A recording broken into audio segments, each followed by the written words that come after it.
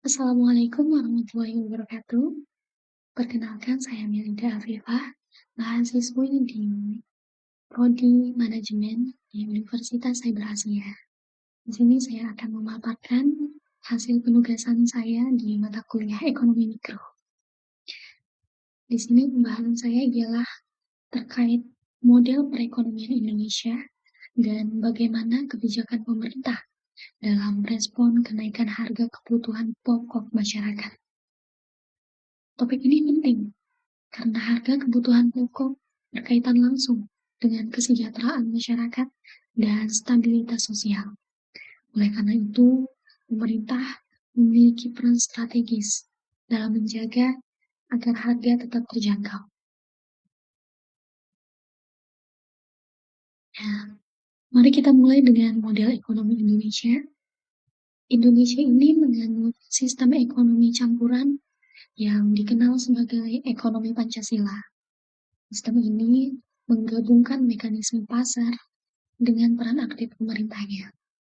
Artinya, kegiatan ekonomi tidak sepenuhnya diserahkan kepada pasar saja, tetapi negara tetap hadir untuk mengatur dan mengawasi, terutama pada sektor-sektor yang menyangkut hajat hidup orang banyak. Hal ini sejalan dengan filosofi bahwa pemerintah bertindak sebagai penyeimbang ketika mekanisme pasar tidak mampu menjamin keterjangkauan harga pangan. Dalam konstitusional, sistem ekonomi Indonesia terdapat dalam pasal 33 Undang-Undang Dasar kita 1945. Dalam pasal ini ditegaskan bahwa cabang-cabang produksi yang penting bagi negara dan yang menguasai hajat hidup orang banyak dikuasai oleh negara. Apa tujuannya? Ialah untuk sebesar-besarnya kemakmuran rakyat itu sendiri. Dengan demikian, intervensi pemerintah dalam pengendalian harga kebutuhan pokok memiliki dasar hukum yang kuat. Nah, selanjutnya, sistem ekonomi campuran di Indonesia memiliki beberapa ciri utama. Yang pertama ada cabang produksi penting dikuasai oleh negara. Yang kedua ada BUMN dan koperasi memiliki peran strategis dalam perekonomian. Yang ketiga ada sektor swasta dan masyarakat tetap diberi kebebasan untuk berusaha. Atas kombinasi ini dapat menunjukkan bahwa negara dan pasar berjalan berdampingan, bukan saling meniadakan. Nah, tujuan utama dari penerapan ekonomi campuran di Indonesia ialah upaya untuk pemerataan ekonomi dan keadilan sosial. Selain itu, sistem ini juga bertujuan untuk menciptakan kemakmuran bersama, bukan hanya untuk kelompok tertentu. Oleh karena itu, kebijakan pemerintah dalam mengendalikan harga kebutuhan pokok diarahkan untuk melindungi seluruh lapisan masyarakat. Nah, rekan-rekan bisa kita lihat visual berikut ya. Para pelaku pasar semuanya saling terkait di dalam model ekonomi Pancasila di Indonesia kita. Dan selanjutnya, mengapa harga kebutuhan pokok bisa naik? Dan posisinya, urgensi intervensi pemerintah. Bagaimana? Kenaikan harga kebutuhan pokok ini disebabkan oleh beberapa faktor, rekan-rekan. Pertama, permintaan kebutuhan pokok bersifat inelastis, yang artinya tetap dibeli meskipun harganya naik. Yang kedua juga bisa karena adanya sumbatan distribusi yang menyebabkan perbedaan harga antar wilayah serta potensi praktik penimbunan dan spekulasi.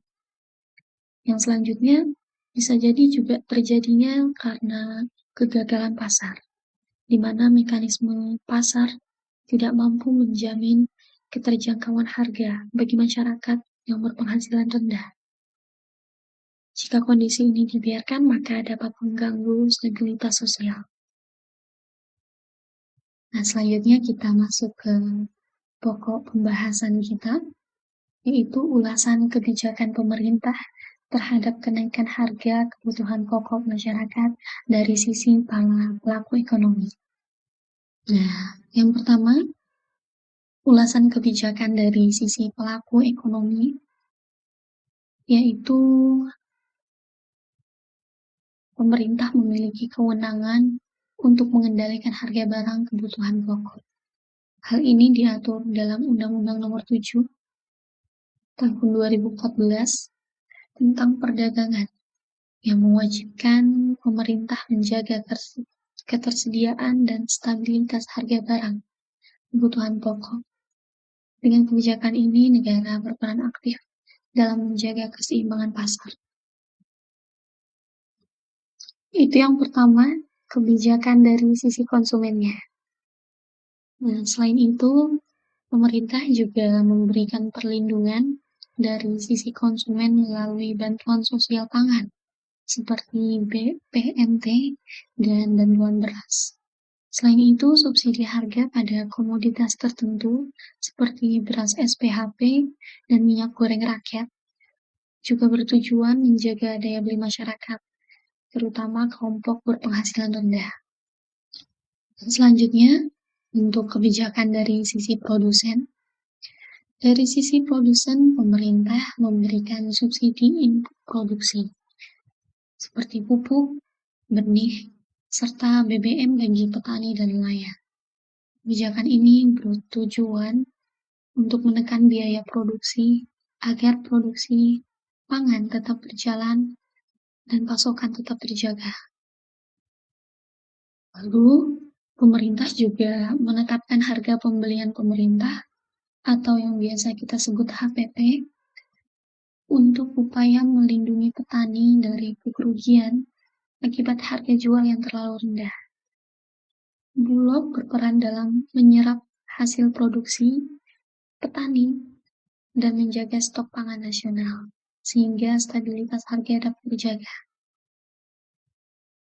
Nah, selain kebijakan harga, pemerintah juga melakukan pengendalian pasar dan juga distribusi. Upaya ini meliputi larangan penimbunan bahan pokok, pengawasan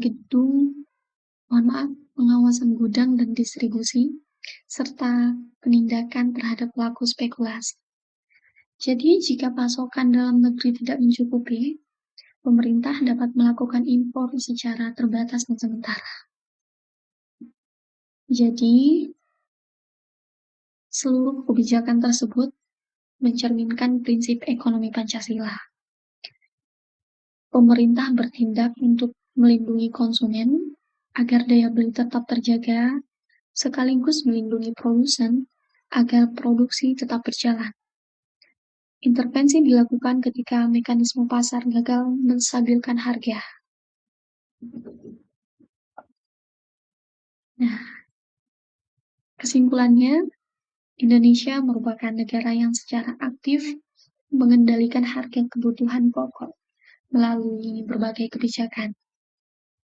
Tujuannya adalah berupaya untuk menjaga stabilitas ekonomi, juga melindungi masyarakat, serta mewujudkan keadilan sosial sesuai dengan nilai-nilai ekonomi Pancasila. Demikian penjelasan mengenai kebijakan pemerintah terhadap kenaikan harga kebutuhan pokok masyarakat.